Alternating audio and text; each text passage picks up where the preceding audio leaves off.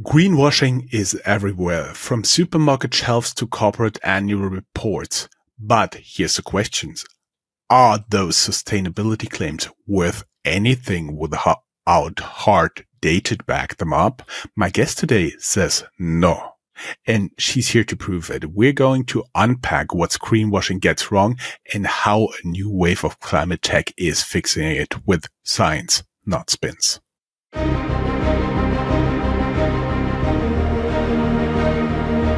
Welcome to Startuprad.io, your podcast and YouTube blog covering the German startup scene with news, interviews, and live events.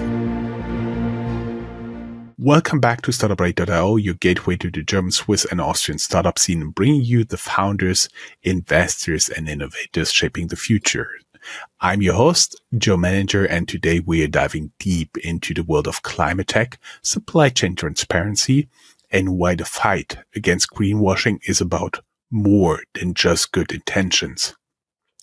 Joining me today is Irene. Hey, how you doing? Hi, Joe. Thank you for having me. My pleasure. She's the co-founder and CEO of Nuvio Planet, a climate tech platform spun out of BASF in 2023 that's making environmental data the global standard for transparency. Irene has more than a decade of experience in large-scale life cycle assessment, has worked with industry leaders like Evonik, KWS, Best Mix, and believes the key to stopping greenwashing isn't more PR, it's better data. From growing up in farming regions of Spain, where she witnessed environmental damage firsthand, to leading digital transformation projects in the agri-food sector at BASF, Irene's story is a rare mix of scientific precision and founder grit. And here's a little insider note. If you're a Founders Vault subscriber, you'll get to hear Irene's unfiltered thoughts on the worst greenwashing tactics she's seen in the wild, the realities of being a woman founding climate tech, and the bold moves Nuvio Planet has planned next. You could join us via our YouTube membership or on Substack to get that exclusive segment. And I can also spill a secret. You are owning a churros maker, right? That's right. So that was my best acquisition during the COVID lockdown. For everybody who doesn't know, you're originally from Spain. You are joining us currently from Madrid, but your startup is based close to BASF in Germany. And in Spain, there's a lot of good food, but I really like. I actually just bought a package of this very dense cacao hot chocolate that you eat with churros con chocolate, which is the chocolate part. Can you explain for everybody who's never tasted it what it's like? So churro is a typical Spanish dessert, which is made of dough, basically. So it's like a Berliner, maybe your audience knows a Berliner, but in a shape of a circular long line, basically. But it's like a fried dough. So it's kind of like a Berliner, but in the Spanish way that you normally eat with hot chocolate. That's true. And normally that's typical really on Sundays. So every Sunday you would go and buy churros, you eat the hot chocolate, or like New Year's, that's also very typical. It actually surprised me when you said it's a typical dessert, because I always associate it with the very early mornings when you leave the Spanish nightlife, because in Madrid, nightlife starts at midnight and lasts maybe until 6 a.m. And that's usually the time I had churros. And then you go to San Ginés, which is the best churreria in Madrid, and then you have the churros at 7 a.m. Yeah, that's where usually the people pull me over. Come on, churros con chocolate. Yes! Okay, Irene, let's start right at the heart of this. In your own words, what is greenwashing in 2025, and why does it still happen when we've never had more sustainability regulations on the books? Yeah, thank you, Joe, for the question. So indeed, I think there are a lot of regulations upcoming now, but greenwashing is still happening because companies are still making environmental claims which are not based on evidence, which are not based on transparent and verifiable data. So any environmental claim that you might see in the supermarket, if you don't see any asterisk or any really small text explaining what it means, that's a sign of greenwashing. So even though there are a lot of regulations today, still there is a lot of gray area, that is not covering such claims. Can you share a high-profile or memorable example of corporate greenwashing that failed and what we can learn from it? Yeah, so I think so maybe like two examples that I think everyone can relate to. For example, when you go to the supermarket and you look at any product, maybe in the package, if you look at a plastic bottle, maybe it says 100% recycled material. So all these packaging claims that talk about recyclability, normally that's hiding more that it's not written in the label. So packaging would be one sector where this is really widely spread right now. And also the textile industry. I think we have all these claims a bit misleading when they talk about organic cotton.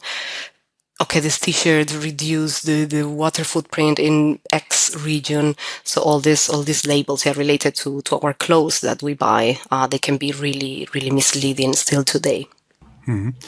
I was wondering for our audience, what's the worst example of greenwashing you've seen? Tell us in the comments below. Irene, why do you think so many companies treat sustainability as a marketing exercise rather than measurable impact strategy? Yeah. So, that's a really good question because You're here for the good questions.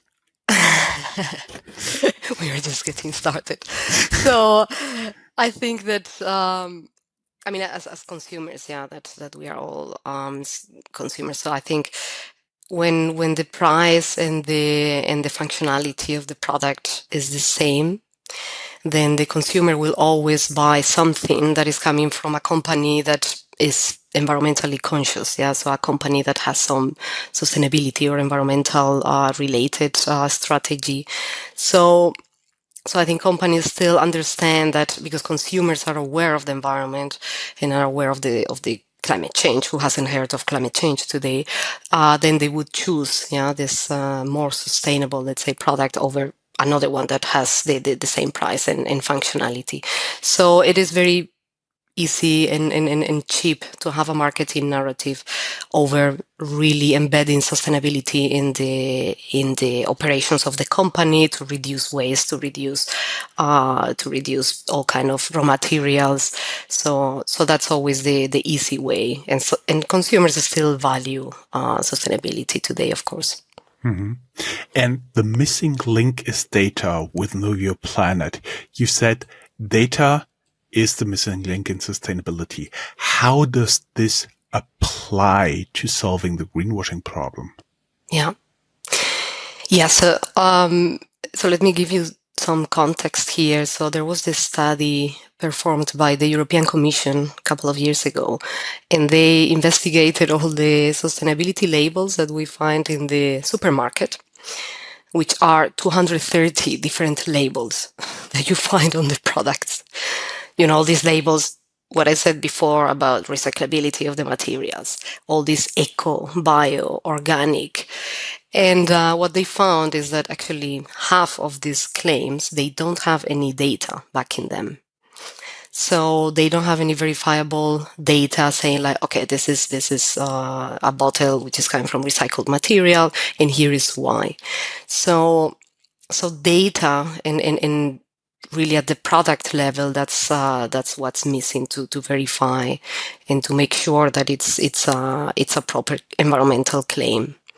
So we're not down to data, and you get data from measurements. What's wrong with the way most companies measure their environmental impact today, and how could your LCA software improve this? Yeah. So again, looking at the supermarket, the supermarket topic. So when you look at the environmental impact of a supermarket, 95% is coming from the products, that you find on the shelves. And today it is accepted in the regulations to use, let's say, the same average emission factor for, of course, per group, right? So per vegetables, per meat, if it comes from chicken, pork, and so on, they would use one emission factor, average industry factor for all these products. So this doesn't allow to really engage with your suppliers. This doesn't allow improve your supply chain because you don't have any transparency. You're using just average data. So with LCA and Nuvio Planet, so LCA is life cycle assessment, you can measure the real environmental impact in the supply chain of your product. So with life cycle assessment, that's really the tool and the methodology that is used to account for all the emissions, for all the resource consumption that happens along the life cycle of a product.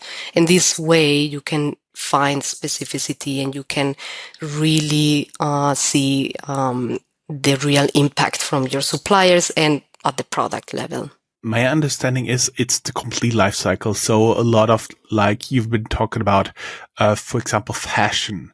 I'm not necessarily a fashion guy here, speaking from my experience, but, my understanding would be, for example, that some of the claims are basically just the production of the clothes, but nobody considers how to dispose of them. What do you need to do with them? How they impact the environment? And if you could assess the complete life cycle, that's something different. Indeed, yeah. So, I mean, normally these environmental claims, that's from cradle to gate, so to the gate of where you buy them, right? So, of course, the end of life of each product, that's also included in the life cycle assessment, but normally that's out of the scope of these environmental claims. But the way of disposing, yeah, or all the textiles, that would really change the environmental impact of the product, especially depending on where in the world, yeah, because the waste management systems, of course, that's completely different. So that could have a huge difference in the environmental impact of a t-shirt, wherever you buy it. Yeah. Mm-hmm. And how can the right climate tech SaaS turn sustainability from like a compliance cost into a driver of innovation and growth? So I think that this life cycle approach, this life cycle thinking, that must be embedded into any product innovation, product development. So when companies, regardless of the sector, when they are developing new products, they need to embed sustainability in their research. And that's already happening in some sectors. But that will be the norm, yeah, going forward, that this LCA approach that's embedded in any product innovation, so that at the end companies can really also grow their top line. Mm-hmm. Let's go a little bit from corporate to climate tech. What moment at BASF convinced you that the corporate ESG model alone couldn't deliver true supply chain transparency? Mm-hmm. So, right. So ESG, that's the environment, social, and governance aspect of, so it's the entire sustainability, right? My focus is always on environmental sustainability. That's what I study. That's what we do with Nuvio Planet. So at BASF, when we talk to customers and suppliers, because of course, I mean, BASF is at the beginning of literally every value chain of every product. So when we talk to either customers or suppliers, we realize that having these corporate targets, having these corporate average numbers, that's not enough. Yeah, so they wanted to have tools, they wanted to have data at the product level so that they could really drive and have the transparency in the supply chain. So, I mean, it has been a journey, of course. So I think BASF released the first corporate carbon footprint in 2008. So not so long ago, if you think about it. And then since then, it has been just to improve. Yeah. And that's what we are also trying to do today with the tools and the software that we have. They are not perfect, but it's always continuous improvement. Mm-hmm. I have a smartest question for you. You work there, you've been there. Do you know what BASF stands for? Yeah. Badische Anilin Sodafabrik. Here you go. And everybody repeats right now, Badische Anilin und Sodafabrik. Sorry, it's something I know because it's not too far away from where I grew up. Oh, yeah, okay. How did you navigate the leap from a corporate leader to climate tech founder, especially in such a mission-driven SaaS business?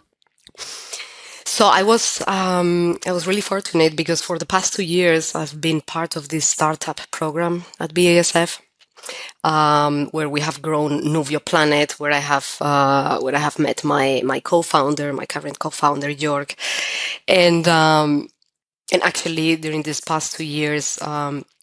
I have already had the complete startup experience, from changing the founding team a couple of times, hiring the team, scaling the teams, having to have restructures. So I think so I was fortunate enough to have this transition, because of this startup program from BASF, where we really incubated Nuvio Planet so that now we can go as a fully independent company.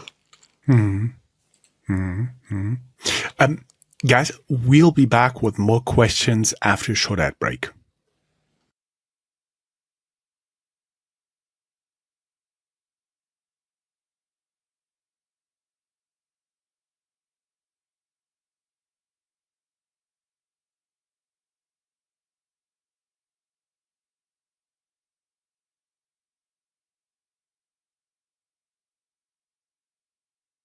Back from the ad break, we want to know now how Nuvio Planet actually works. What did you have to unlearn from your corporate life to succeed in the fast-paced green tech startup ecosystem? So quite many things, but I would say, so mainly I think so as also, like, one of my mentors always told me like this: shipment beats perfection. So all the processes, right, that you have at a corporation, all the processes for approval, or all the processes for alignment, all the processes for defining the 10-year strategy for something, that's of course not happening. And while you need to move while being mindful, of course, because we are in a pretty scientific field, so of course we cannot do really too bold movements, but still, I think this shipment, that's really something that I had to unlearn. And I would also say that the failure culture. So I really had to unlearn that failure is not an option. Because somehow this, at the corporate level, that's not the failure culture, let's say, is not very embedded in the corporations. So now it's a must, right? That you need to fail so that you can move, and I think also living with the uncertainty, living with the risk. So living my permanent German corporate job, of course, that's a huge risk, that I had to take, and that I have to live with this uncertainty. Like, I really believe in what we are doing. I really believe in the impact that we are creating, but it's a huge risk, and it's very uncertain. So I don't know where we will be in 1-2 years, right? Hopefully driving and helping our customers with the sustainability journey, but it's pretty uncertain, so this uncertainty, I didn't have it before, of course. I was wondering, because such assessing the life cycle is nothing really easy. So I was wondering, how does your life cycle assessment platform turn complex environmental metrics, when we're just talking about stuff that BASF produces, food, textiles? There's a lot of input. How do you turn those complex environmental metrics into actionable decisions that meet the CSRD compliance? For everybody, that's a directive of the European Union. So we have already mapped, let's say, the whole materiality assessments, all the parameters, all the hotspots that you have in the life cycle of a product. Let's say, for example, milk. So our customers, when they register to our product, we have a template, an LCA template for milk. So everything is already built. They just need to enter their production data. So we have already aligned our science, our LCAs with the methodology. We are working with external certifiers so that they can certify our methodology. And basically with this modular and with this, let's say, easy interface and already everything in the backend that they don't need to see, that's embedded in the product after many years of research that we have been doing this at BASF. And this is mainly how we make it easier for the user. Yeah, so it's for them, it's reproducible, so they always get the same LCA, the same template, and for them, they know what data to collect, basically. Can you share a success story where something like accurate carbon footprint tracking changed the client sustainability strategy?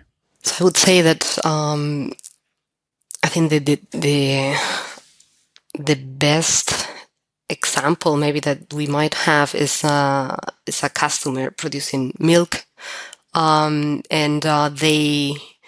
they used our tool to reformulate what they were giving to the cows as animal feed.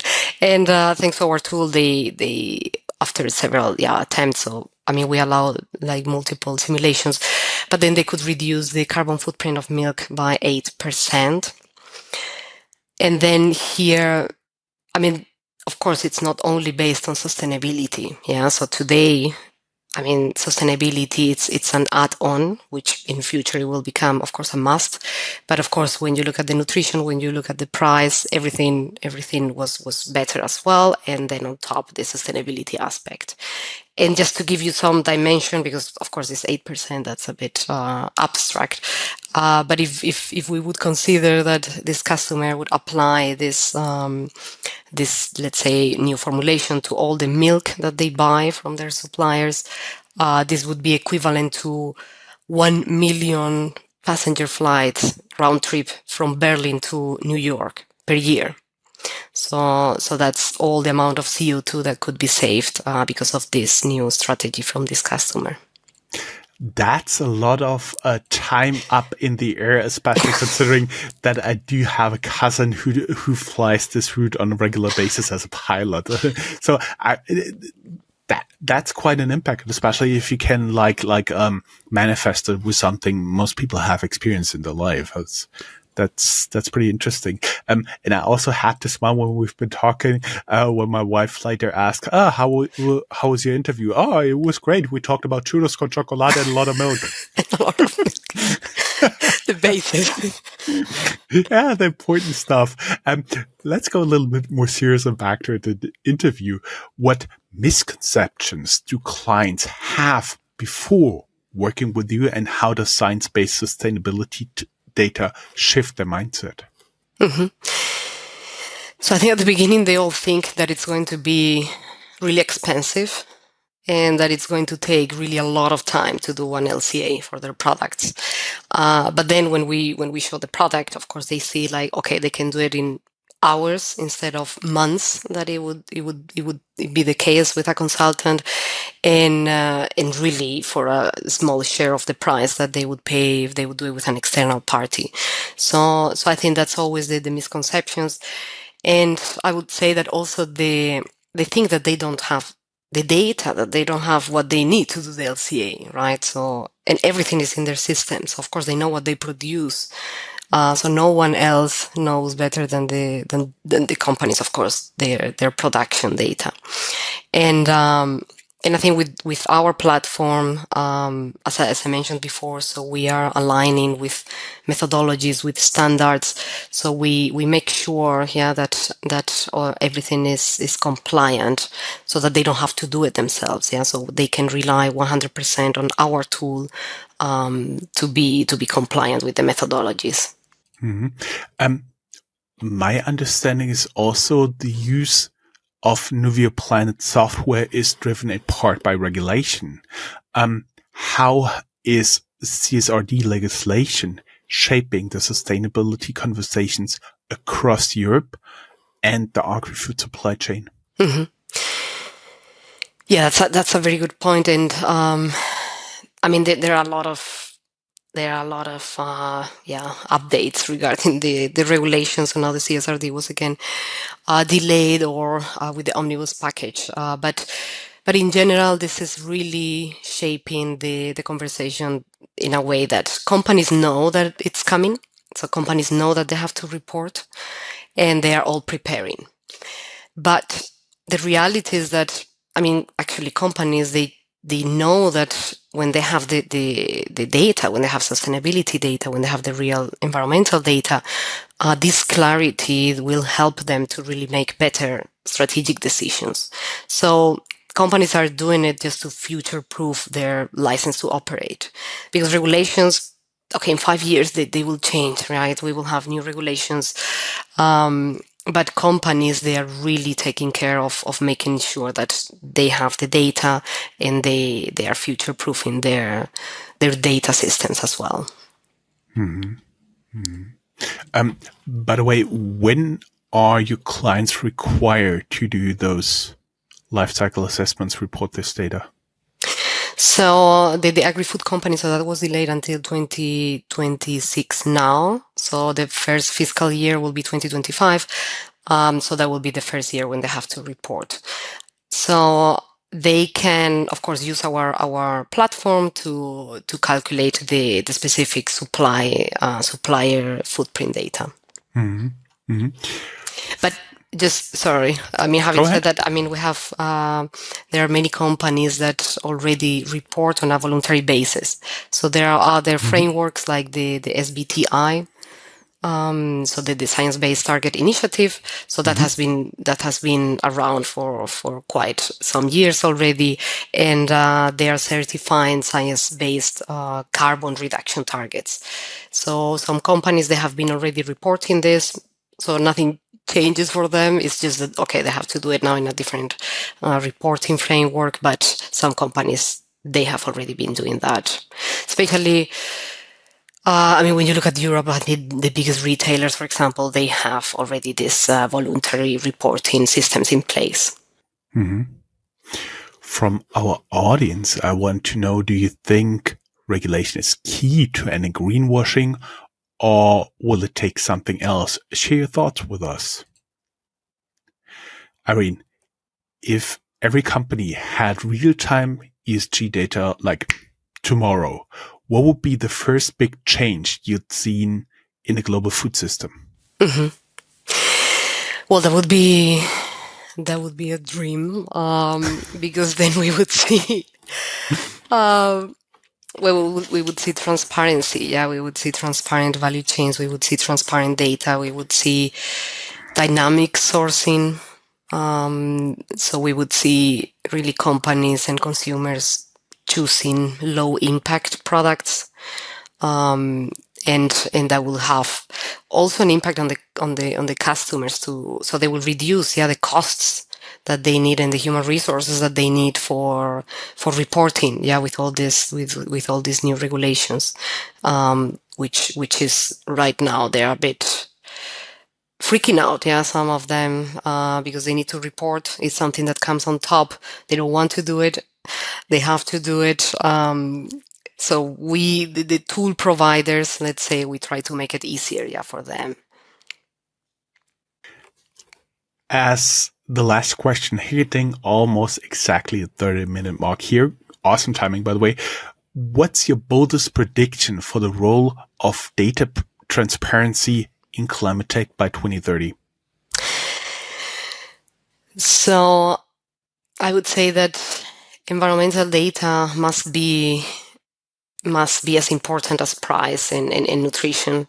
So I would love to see that. I would love to see a real environmental label on every product, with verifiable data behind.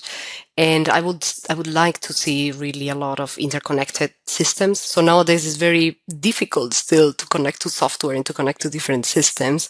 It takes some time. So I think a fully interconnected, let's say, ecosystem and supply chain, where connecting software and data security and data flowing, that's the norm. Irene, only thing left for me to say right now is muchas gracias. Muchas gracias, Joe, to you too. For everybody who's a subscriber on Substack and YouTube, we'll be back with a few more questions and answers in our Founders Vault.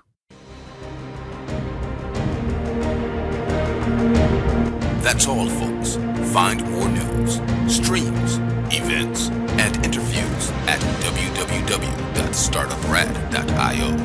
Remember, sharing is caring.